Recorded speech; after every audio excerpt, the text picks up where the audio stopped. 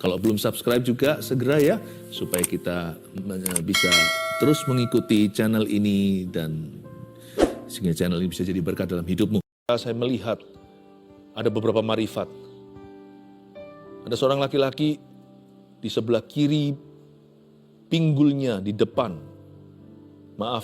di dekat kemaluannya. Ada benjolan dan Tuhan sedang lenyapkan itu dan itu sakit sekali. Anda takut itu kanker. Mungkin benar, siapa tahu, hanya dokter yang bisa memeriksanya. Tapi saya tengking benjolan itu dalam nama Yesus. Saya melihat dengan jelas barusan. Di sebelah sininya, di bawah perutnya, sebelah kiri, ada benjolan seperti kelereng. Dan itu sakit sekali. Dalam nama Yesus, aku patahkan itu. Saya melihat kaki dan tangan pergelangannya yang bengkok dan ada benjolan-benjolan. Saya tidak tahu penyakit apa. Anda mungkin yang lebih mengerti. Itu Tuhan luruskan dan kuatkan setiap sendimu jadi kuat. Kaki dan tangan, lengan yang panjang sebelah sekarang langsung luruskan aja di tempat. Dan dia mulai menjadi rata di dalam nama Yesus. Jangan kaget jika Anda merasa seperti kaki Anda ditarik oleh seseorang yang tidak kelihatan. Atau tangan Anda, lengan Anda. Dan itu kembali lurus dan semua sakit di sekitar pinggul dan di pundaknya bagi yang lengannya panjang sebelah. Tuhan luruskan dan Tuhan ratakan. Tapi tidak akan ditarik sebelum Anda luruskan. Luruskan seperti ini. Jika itu panjang satu sisi. Luruskan kakinya dua-dua. Dan itu akan ditarik oleh malaikat Allah. Di dalam nama Yesus saat ini juga. Terima kasih Roh Kudus. I speak healing in Jesus' name. Saya nggak tahu kenapa sebelum firman kok Tuhan kasih marifatnya. Biasanya kan setelah. Tapi saya merasa seperti urgent sekali. Tuhan memang mau sembuhkan ini kairos. Dan inilah waktu ilahinya. Receive healing in Jesus' name. Haleluya. I feel Jesus in this place. Saya rasakan Yesus ada di tempat ini. Bagi setiap keluarga saat teduh yang menyaksikan di sana. Terima kasih Yesus. Terima kasih Tuhan. Angkat tanganmu dan katakan terima kasih Yesus. Terima kasih untuk setiap mujizat yang sedang terjadi. Thank you Tuhan. Sekarang sampaikan sabda dan firman-Mu. Kami siap untuk menerimanya. Seperti Bapa yang menuntun anak-anaknya. Tuntun kami di jalan yang rata oleh karena seteru dan musuh kami. Terima kasih Tuhan, berikan pada hamba-Mu kemampuan untuk menyampaikan sejelas-jelasnya. Give me the grace and the boldness. Berikan pada hamba-Mu kasih karunia itu untuk bisa menjabarkannya. Sembunyikan di balik salib-Mu. Di dalam nama Tuhan Yesus Kristus. Haleluya. Amin. Puji Tuhan. Wow, saya merasakan seperti ada gelombang healing atau kesembuhan yang terus terjadi. Meskipun topik tema yang saya sampaikan hari ini bukan tentang kesembuhan. Apa boleh buat kalau kita menghampiri dia, dia Yehovah Rafa. Siapa menjamah dia, tak akan pernah sama. Biarkan Tuhan kerjakan terus. Dan sekarang firman harus diberitakan. Puji Tuhan hari ini di Indonesia kita pesta demokrasi, pemilu. Memang tinta saya luntur, cepat luntur di tangan saya, tetapi ini dia. Saya hari ini menjadi warga negara yang memakai haknya. Tidak golput. Kita berdoa supaya Indonesia di tangan Tuhan damai sejahtera dan kemakmuran. Tuhan akan memakai siapa yang rakyat pilih. Haleluya. Praise the Lord. Hari ini ada 3 kesalahan serius yang harus kita hindari. Yang saya mau ajarkan agar tahun ini kita tidak jatuh dalam dosa. Atau tak sadar kita salah. Dan bahkan jatuh dalam selokan-selokan setan. Setan tidak berani jatuhkan kita ke Laut Merah karena sudah terbelah. Tapi selokan mesti hati-hati. Karena semua dimulai dari situ yang namanya erosi. Saya percaya Tuhan itu Bapa yang baik, yang menuntun anak-anaknya di jalan yang benar dulu. Baru terus lagi setelah kita lewati lampu merah, kuning, hijau Tuhan, kita tahu rambu, jalan ke situ, rumputnya hijau, airnya tenang. Jalan salib itu hanyalah suatu transisi menuju pada kebangkitan. Tuhan itu punya rencana indah. Tapi hati-hati, jangan sampai kita melanggar firman Allah. Kita semuanya harus belajar benar. Kita akan belajar dari 3 orang di dalam cerita ini. Dan 2/3 diantaranya itu orang super pilihan. Orang pilihan pun bisa salah kalau dia tidak waspada. Tiada lain. Di sini kita akan pelajari 3 kesalahan itu langsung dari 3 tokoh yang saya sebut, yaitu Abram, Sarai dan Hagar. Kita akan baca ayatnya di Kejadian pasal 16 ayat 1 sampai 10. Ambil catatan. Saya mengasihi Anda, keluarga Saat Teduh Bersama, dan juga tentunya Jemaat GMS yang saya sangat-sangat dan paling cinta.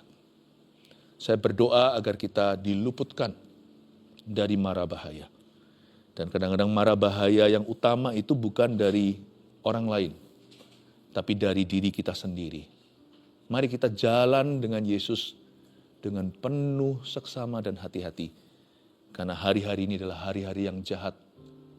Abraham pun bisa jatuh. Hati-hati ya, ini cerita Abraham, Hagar dan sebagainya. Kita baca dulu ayatnya. Hagar dan Ismail di Kejadian pasal 16 ayat 1 sampai 10. Saya bacakan beberapa ayat dulu. Adapun Sarai, namanya masih Sarai, belum Sarah. Ini masih di zaman lama. Istri Abram itu tidak beranak. Ia mempunyai seorang hamba perempuan, orang Mesir, Hagar namanya. Berkatalah Sarai kepada Abram, engkau tahu Tuhan tidak memberi aku melahirkan anak.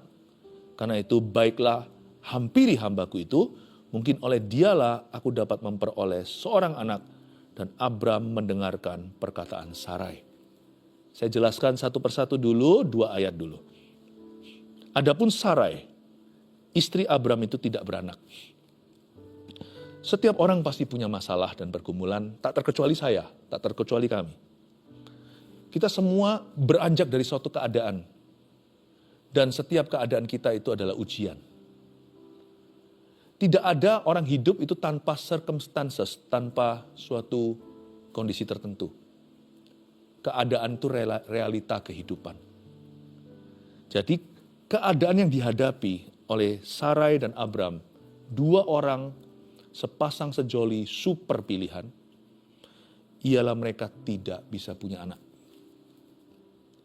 Lalu ia mempunyai seorang hamba perempuan, orang Mesir, Hagar namanya. Masuk pemain berikutnya. Hagar bukan orang pilihan pada mulanya. Namun pada akhirnya saya kasih bocoran, dia mendapatkan belas kasihan karena Allah kita tuh fair. Lebih dari fair, Tuhan tuh just atau Tuhan tuh adil. Hagar sebenarnya tidak masuk di dalam perhitungan. Karena urusan Tuhan adalah dengan Abram dan Sarai istrinya. Tapi cerita ini ada korsletingnya. Dimulai dari sebuah keadaan yang jauh dari ideal. Tidak punya anak, beberapa pasangan memang tidak diberi keturunan. Tapi yang mengenaskan adalah Abram punya janji dari Tuhan bahwa dia akan menjadi bapak bangsa-bangsa, keturunannya sebanyak pasir tepi pantai, bintang di langit. Satu aja belum ada, lebih celaka lagi, mereka sudah tua, sudah lewat masa untuk bisa melahirkan, sudah tidak subur lagi. Abram sudah umur berapa tuh? FYI ya, for your information only. Yang namanya Abram itu nanti jadi Abraham. Dia punya anak itu waktu umur 100, Sarah 90. Nggak masuk akal. Tapi sebelum lihat mujizat, coba kita lihat jalan pergumulan mereka. Kadang-kadang apa yang dicatat di Alkitab, mujizat segala itu kayak seperti seperti dongeng gitu ya. Tapi sebenarnya kalau kita baca prosesnya, semua orang diproses sama Tuhan. Sangat real gitu loh, nyata jalannya. Persis seperti Anda dan saya, semua cerita Alkitab ini relevan. Nggak ada buku seperti ini yang begitu jujur. Tokoh-tokoh yang salah pun dibuka. Tidak untuk mempermalukan, tetapi untuk menjadi sebuah kebenaran dalam kehidupan kita.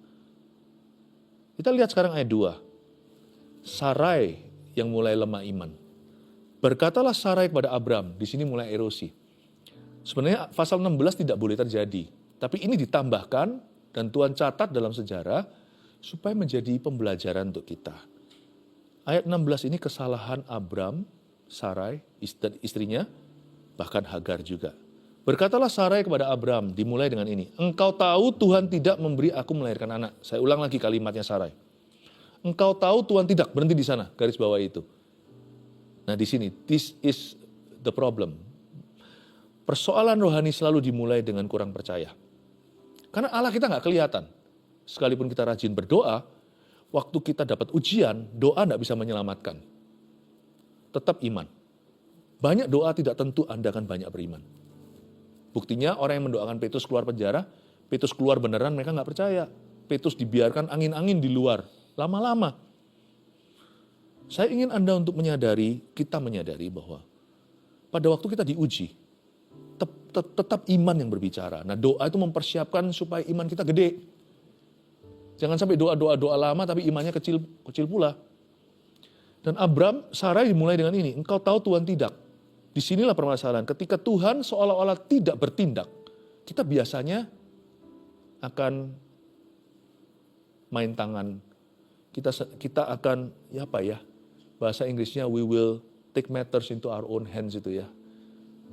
Kalau di jalanan misalnya polisi belum datang, diserbu massa misalnya ada tabrakan atau gimana, diserbu. Saya tahu lah maling patut dihukum, tapi biarkan yang berwenang.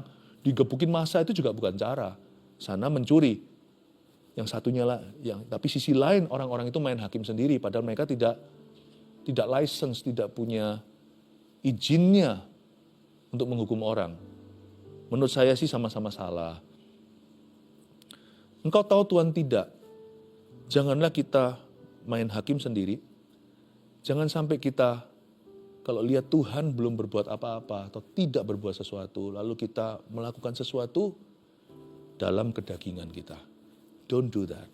Kalau kita lakukan itu nanti ya, kita menabur sesuatu yang akan kita tuai di depan. Jalan yang benar itu adalah jalan satu-satunya menuju ke rumput hijau air tenang. Kalau jalan benar itu kita kompromikan, ke depan rumputnya biru, bengkak, blue black, hitam biru semuanya, dan airnya keruh. Never, saya paling takut kompromikan kebenaran, karena berarti rumput hijau tiada, dan air tenang. Sekarang saya masih tenang, tapi tidak kemudian. Engkau tahu Tuhan tidak, disinilah masalah mulai masuk. Kita lihat ayat itu tetap ayat itu, tapi di kalimat kedua. Karena itu, ini yang saya sebut sebagai saran maut. Karena itu baiklah hampiri hambaku itu. Hampiri di sini tidur dengan dia maksudnya. Ini bukan hampiri datangi, tapi kawini. Mungkin oleh dialah aku dapat memperoleh seorang anak. Tunggu ya, kalau kita baca gini seolah-olah Sarai itu amoral ya. Bukan. Sebenarnya ini bicara tentang culture atau kebudayaan saat itu. Sekarang sih rasanya keterlaluan wanita ini. Tapi zaman itu adalah standar. Di zaman purbakala, zaman itu ada sebuah custom, ada sebuah kebiasaan di Mesopotamia, di Timur Tengah, dan bahkan di Kanaan. Apalagi Kanaan itu lebih sekuler lagi. Baiklah hampiri hambaku itu punya sebuah kebiasaan, custom of the day atau kebudayaan saat itu. Jikalau seorang istri tidak bisa memberikan anak bagi suaminya, sang suami itu boleh ambil istri kedua. Karena zaman itu dulu, zamannya bukan zaman monogami atau satu istri, satu suami. Tapi poligami. Abram tidak poligami awalnya, tapi akhirnya Hagar masuk di sini. Be careful with the culture around you. Hati-hati dengan kebudayaan yang kau lihat di sekeliling. Karena dunia ini selalu bergeser standar. Apa yang dulu nggak bisa diterima, sekarang bisa diterima. Kalau kita ikuti gonjang-ganjing dunia, kita nggak akan pernah berpijak pada kebenaran. Karena dunia ini bergeser terus, coba lihat fashion. Cuman dulu baggy, lalu habis itu ketat, lalu baggy lagi. Coba lihat rambut. Orang-orang zaman dulu bilang rambut gitu, rambutnya berubah, ngepang, nanti kembali lagi yang rata gitu, gaya Korea. Saya nggak ngikuti ya, tapi ngerti kan maksud saya. Dunia itu berputar-putar. Jadi nggak ada kebenaran di dalamnya. Tergantung siapa, di zaman apa orang bisa menerimanya. Karena itu kalau kita ikuti cara dunia, nggak mungkin kita ketemu Tuhan. Nggak mungkin. Dan Tuhan itu satu-satunya nggak berubah sepanjang zaman. Dan juga jangan pakai caramu sendiri. Karena itu segala metode yang kita pakai, pastikan kita bandingkan dengan firman. Seperti lagu yang dulu pernah populer apa itu? Kalau dibanding-bandingke ya pasti kalah. Orang dunia banding-bandingkan cara kita, apa yang saya terima sebagai kebenaran, kalau kita adu dengan kebenaran sesungguhnya yang asli nih, bukan yang KW-an, ya pasti kalah. Karena itu tidak bisa kita halalkan segala cara meskipun tujuannya benar. Metodemu dan metodeku dalam hidup ini menghadapi apapun harus diadu dengan firman Tuhan. Harus. Itu satu-satunya jalan kebenaran. Sebelum rumput hijau dan air tenang. Kalau kita baca sekali lagi, menurut ayat 2 kalau kita baca di zaman ini, apalagi kita orang Kristiani, absurd sekali, absurd. Ini sesuatu yang kita geleng-geleng kepala, apa-apaan nih Sarai. Tapi zaman itu oke. Coba lihat ya, yang sekarang kita buat oke nih. Zaman dulu, geleng-geleng kepala orang zaman sekarang nih gimana. Mikir apa orang-orang itu. Muter-muter kan? Ada yang oke dulu, ada yang oke sekarang. Ada yang dulu nggak oke, sekarang nggak oke. Beda-beda. Tergantung siapa. Metode kita, whatever it is, apapun juga, harus kita uji dengan firman Allah. Harus. Ini disiplin saya yang paling tinggi dalam hidup ini. Karena saya juga orang. Dalam hidup ini, berulang kali, saya itu kepingin pakai cara gua. Apa-apa pakai caraku. Saya itu begitu orangnya. Saya ini dulu tebal daging. Tapi Tuhan kikis luar biasa. Bukan demi dapat berkat, kemakmuran, mujizat. Bukan ya. Yang saya kejar itu bukan itu semua. Yang saya kejar itu perkenanan Allah. Meskipun kalau saya taat tidak dapat apa-apa. Saya dapat perkenanan Tuhan itu segala-galanya. Jadi saya tidak melihat apakah hari ini saya diberkati dan saya punya hubungan baik dengan Tuhan itu berdasarkan apakah saya punya berkat jasmani. Atau pelayanan saya dipandang orang, atau mungkin saya mengalami keberuntungan. Tidak. Standarku bukan pengalamanku. Standarku adalah firman. Firman berkata jangan, saya tidak. Firman berkata iya, saya nggak berani, nggak jalan. Saya dapat apa, nggak relevan. Kalau mau ikut Tuhan terus gitu. Makanya kalau kita tahu dari situ kan kita tahu bahwa tidak semua orang sungguh-sungguh mengikut Tuhan. Kita harus hati-hati ya. Saya sangat mengasihimu. Saya mau dikupas seluruh badan dan manusia roh saya, dalam-dalam semua itu gembala. Udah, saya itu gak ada apa-apa lagi. Ujung-ujung semua paling bottom itu saya itu gembala. Jadi saya itu paling concern kalau melihat keluarga Saat Teduh Bersama dan jemaat GMS yang saya sangat cintai untuk berjalan dalam kebenaran. Seperti Yohanes berkata, tidak ada sukacita lebih besar bagiku daripada melihat anakku hidup dalam kebenaran. Karena itu saya ingin sekali untuk Anda catat ini. Supaya kita semuanya hati-hati dalam berjalan dalam kehidupan ini. Karena ada Tuhan. Jangan sampai kita kesenggol Tuhan. Jangan sampai kita tabrakan sama malaikat. Kita lihat sampai mana tadi ayatnya. Dan Abram, ini celakanya nih. Dan Abram mendengarkan perkataan Sarai. Ini orang Malaysia bilang alamak. Jadi Sarai, istri Abram itu mengambil Hagar, hambanya orang Mesir ini. Yakni ketika Abram telah 10 tahun tinggal di tanah Kanaan. Lalu memberikannya kepada Abram, suaminya untuk menjadi istrinya. Kawinlah mereka, menikah. Ayat 4, Abram menghampiri Hagar. Lalu mengandunglah perempuan itu. Ketika Hagar tahu bahwa ia mengandung, maka ia memandang rendah akan nyonyanya itu. Nah ini salahnya Hagar. Hagar sebenarnya bukan korban sih. Memang salah kalau kita lihat dari sisi firman. Tetapi sebagai seorang hamba bahkan budak, diangkat jadi nyonya meskipun nyonya kedua. Harusnya ya secara manusia nih, kalau secara firman, ya jangan bangga karena itu salah. Ini semua serba kesalahan. Tapi secara manusia, harusnya kamu tahu rasa cukup lah. Harusnya jangan memandang rendah nyonyamu lah. Dia istri ke-1. Sudah mengandung, ya sudah berterima kasihlah. Statusmu itu sudah diangkat dari budak, jadi istri Tuhanmu, dari pembantu, jadi nyonya di dalam rumah. Meskipun kalah haknya sama nyonya besar. Malah memandang rendah. Nah ini salahnya Hagar. Nggak tahu kata stop. Harusnya dia berhenti di titik tertentu, dia lanjutkan. Dan Tuhan tidak suka sesuatu yang berlebihan. Tuhan mau agar kita itu punya kendali. Sebenarnya Tuhan tidak menentang Hagar. Sebenarnya Hagar disebut korban juga susah kalau saya sebut dia korban. Menurut saya dia juga nggak keberatan lah jadi nyonya lah. Menurut saya. Malah justru yang dirugikan harusnya Sarai. Tapi Sarai juga nggak kebagusan. Ini nanti tenang aja, saya kasih rangkumannya. Saya kasih dulu renungannya. Ayat 5. Lalu berkatalah Sarai kepada Abram. Ini Sarai ngomong gini, penghinaan yang kuderita ini adalah tanggung jawabmu. Akulah yang memberikan hambaku ke pangkuanmu, tapi baru saja ia tahu bahwa ia mengandung, ia memandang rendah akan aku. Tuhan kiranya menjadi hakim antara aku dan Hagar. Betul? Bukan. Tuhan kiranya menjadi hakim antara aku dan dia. Bukan. Tuhan kiranya menjadi hakim antara aku dan engkau. Ini Abram kalau bisa bahasa Hokian dia berkata, ini istriku nggak cengdi ini. Nggak masuk akal ini. Idenya dia, aku kan tinggal nurut saja. Happy wife, happy life kan.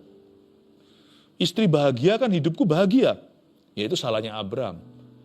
Abram mengikuti rencana, harusnya dia sebagai kepala keluarga, dia harusnya tahu jelas bahwa itu salah. Itu oke di dunia sekitarnya, tapi dia kan orang pilihan Allah. Bapak iman lagi. Dan Tuhan jelas-jelas bilang bahwa nanti dari Sarai lah keturunanmu yang sah. Abram juga nggak bisa alasan sih. Dia bahasa Inggrisnya dia play along. Abram juga nggak merugi ya kan?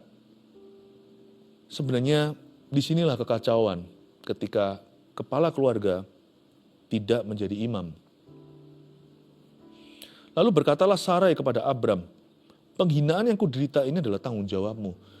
Sekarang ketika dia dihina sama susternya ini, sama hambanya, dia marahnya sama suami. Penghinaan yang kuderita ini adalah tanggung jawabmu. Kadang-kadang disinilah miskomunikasi antara laki dan perempuan, pria dan wanita. Orang berkata pria pakai logika, wanita pakai feeling. Nggak tentu juga sih, cuman logikanya laki dan perempuan itu beda gitu aja. Jadi sebenarnya bukan siapa lebih logis. Cuman bahasanya juga lain gitu loh. Bahasa laki-laki lebih rasional. Perempuan punya rasionalnya, tetapi dia punya intuisi. Udahlah, nggak usah ngomong siapa benar siapa salah. Tapi di sini terjadi suatu konflik yang luar biasa. Salahmu, si Sarah tuding si Abram. Kamu kan juga suka. Waduh. Tapi untungnya Abram juga tidak dia tidak terjadi geger besar. Jadi itu untungnya. Tetapi Abram di sini ada satu kekurangan, nanti saya juga bahas. Penghinaan yang kuderita ini adalah tanggung jawabmu. Saya ingin kita belajar di ayat 5 ini bahwa waktu kita frustrasi tentang sesuatu, sangat lebih mudah untuk menyalahkan sesuatu daripada kita bisa refleksi. Jadi manusia itu cenderung, karena itu bakat alam kita dari Adam dan Hawa, kita itu punya talenta, satu ini tidak baik. Talenta kita adalah gagal atau salah fokus. Gagal fokus. Kita itu selalu gitu. Jadi pada waktu dia frustrasi, lebih gampang untuk menyalahkan. Dia berkata, dia salahkan suaminya dalam hari ini daripada dia mengakui kesalahannya, kekurangannya, kelemahannya, dan dia minta pengampunan. Pengampunan Allah dan minta maaf kepada yang bersangkutan atau bagaimana. Dalam hal ini Sarai mengalami yang namanya seperti tali yang kusut. Dia salahkan suami, padahal itu bukan intinya. Dia salahkan dan tapi dia tidak bisa terang-terangan. Seharusnya Sarai bilang aja sama Abram, aduh, honey, sayangku, salah langkah nih aku atau kita. Ayo kita perbaiki sama-sama. Minta ampun, minta maaf kepada siapa yang kita memang perlu minta maaf. Ampuni siapa yang kita perlu ampuni. Tapi Abram juga nggak bagus. Harusnya dia juga berkata, ya sorry ya, aku kok nggak cegah kamu lah atau apa. Sorry harusnya gitu. Enggak sih, enggak. Malahan kata Abram pada Sarai ayat 6, hambamu itu kan di bawah kekuasaanmu. Perbuatlah kepadanya apa yang kau pandang baik. Lalu Sarai menindas Hagar sehingga ia lari meninggalkannya.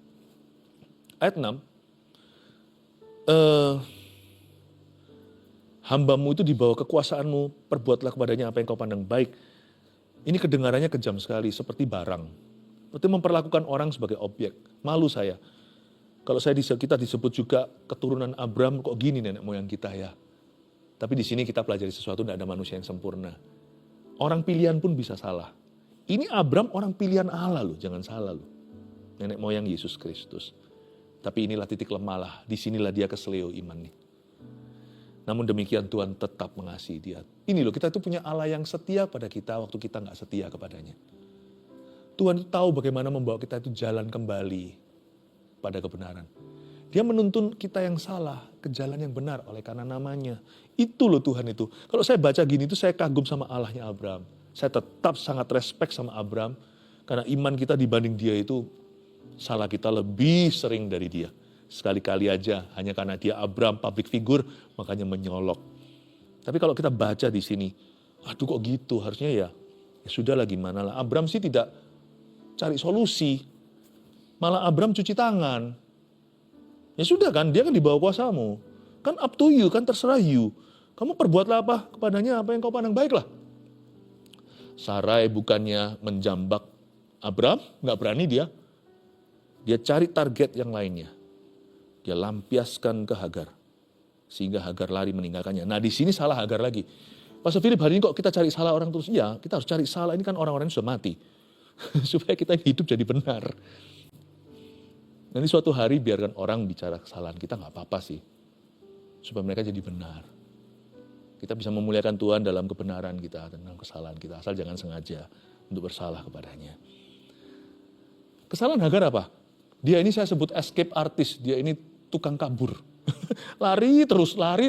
Ini lari kan? Dia balik kan? Karena Tuhan berkata sama dia, kamu harus pulang kembali kepada hambamu. Di ayat 7, lalu malaikat Tuhan menjumpainya dekat suatu mata air di padang gurun, yakni dekat mata air di jalan ke Syur. Katanya, Hagar, hamba Sarai, dari manakah datangnya dan kemanakah kamu pergi? Jawabnya, aku lari meninggalkan Sarai nyonyaku. Lihat tuh. Selalu kabur. Sukanya lari dari masalah. Aku lari meninggalkan Sarai nyonyaku. Itulah cara Hagar. Hagar's way is always to flee. Cara Hagar itu selalu lari. Lalu kata malaikat itu kepadanya, lihat kata malaikat, kembalilah kepada nyonyamu. Baiklah engkau ditindas di bawah kekuasaannya. Lah malaikat kok jahat? Bukan. Ini malaikat ini sangat memungkinkan adalah penampakan Yesus Kristus. Karena malaikat di sini pakai M huruf besar. Ini bukan malaikat ciptaan. Ini bicara tentang divine being atau seorang pribadi ilahi. Kembali untuk kamu ditindas di bawah kuasanya itu bukan dibunuh, bukan dianiaya. Maksudnya sekalipun ditindas kamu harus kembali. Berarti di sini satu-satunya cara kita mengalami pembelaan Tuhan, pertolongannya, penyertaannya juga, adalah dengan kita menghadapi masalah itu, bukan lari daripadanya. Menghadapinya dengan kepala dingin, hadapi dengan cara Tuhan, bukan dengan caramu. Hadapi dengan cara Tuhan, dan melalui tunnel, melalui yang namanya, tunnel itu apa ya bahasa Indonesianya? Melalui terowongan tersebut, kita melalui terowongan tergelap sekalipun, lembah kelam pun, jalani, bukan jalan pintas, jalani, bukan dengan jalan buta, bukan membabi buta, tetapi jalani dengan cara Tuhan. By facing the problem, dengan kita menghadapi masalah kita, baru kita mengalami urapannya. Tapi Hagar sih, cara dia nggak gitu. Ini bukan terakhir kali dia lari. Nanti waktu dia memang akhirnya diusir pergi. Dan Sarah mengusir Hagar. Abraham pun akhirnya setelah mendengar suara Tuhan, let her go. Biarkan dia pergi. Hagar pergi, saya kasih bocoran, nggak usah dibuka ayatnya, sekedar cerita. Hagar bawa buyung air yang dikasih sebagai bekal oleh Abraham, suaminya. Bawa Ismail yang sudah usia sekian, pada waktu buyung airnya itu habis cairan, Hagar taruh anaknya di bawah semak-semak. Lalu dia lari, duduk agak jauh, menangis di situ. Dan dia berkata, aku tidak tahan lihat anakku mati. Cara dia itu selalu kabur. Kenapa dalam kondisi haus itu nggak cari Tuhan? Kan dia sudah sekian lama melayani dan melihat kesaksian-kesaksian. Dia kenal Allahnya Abraham. Buktinya di ayat berikutnya nanti di pasal yang lain itu, maka dikatakan bahwa malaikat Tuhan mendengar suara jeritan anak yang sekarat. Kenapa nggak dengar jeritan mamanya yang berdoa? Karena ketika Hagar mengalami sesuatu, sembayang bukanlah alamat yang dia tuju. Dia selalu kabur dulu, lari dari realita, lari dari masalah, dan membabi buta. Itulah cara Hagar. Don't do it. Don't do that. Karena setan akan mengambil keuntungan. Bukan kita yang bahaya, tapi iblis yang akan menabur sesuatu, itu yang harus diwaspadai. Hagar itu caranya begitu, tapi Tuhan berkata sama dia, kamu harus kembali ke nyonyamu. Biarkan kau ditindas di bawah kekuasaannya, bukan berarti supaya kamu menderita. Kalau ayat 9 berhenti di sana, maka Tuhan jahat. Tapi ayat 10, inilah perubahan game plan-nya. Inilah game changer-nya. Kita lihat ayat 10, lalu lagi kata malaikat itu kepadanya, Aku, kata Tuhan, akan membuat sangat banyak keturunanmu. Anakmu tidak akan mati. Sehingga tidak dapat dihitung karena banyaknya. Tuhan itu fair. Hagar memperoleh berkat dari Ismail yang sekarat. 12 raja, 12 suku tumbuh. Dari situ, Tuhan juga memberkati Ismail karena dia juga keturunan Abraham. Sekalipun Yesus Kristus tidak dilahirkan dari keturunan Ismail, tapi Ishak. Saya ingin Anda mengerti bahwa Tuhan berkata, no, kamu kembali. Kalau kamu kembali, baru ada urapanku. Dan kalau kamu pakai caraku, baru ada kuasaku bekerja. Yang mengubah dari dalam keluar, bukan cuma apa yang nampak depan. Aku akan mengubahnya. Ini luar biasa loh. Waktu saya baca ini, saya sangat-sangat mengagumi Tuhan. Dan saya bersyukur untuk contoh 3 tokoh yang telah memberikan kepada saya suatu gambaran.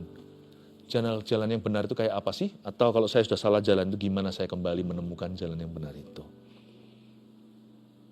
3 poin, catatlah. Inilah rangkumannya. 3 kesalahan yang harus kita hindari. Yang pertama adalah kesalahan Sarai tadi, saya bahasakan. Sarai ini, hadapi masalah pakai cara dunia. Hati-hati dengan resources, sumber-sumber daya, tool-tool yang Anda sudah biasa dalam hidup Anda. Hati-hati dengan culture apa yang dibenarkan di sekeliling Anda. Hati-hati dengan yes man.